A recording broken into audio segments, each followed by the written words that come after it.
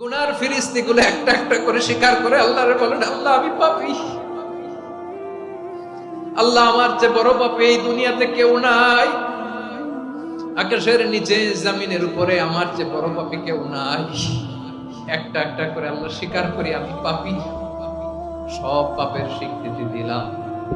পৃথিবী না জানো আমি তো জানি, আমি কি পাপ করেছি, হায় আমার পাপের করলে বিচার, বাঁচার আমার নাই উপায়।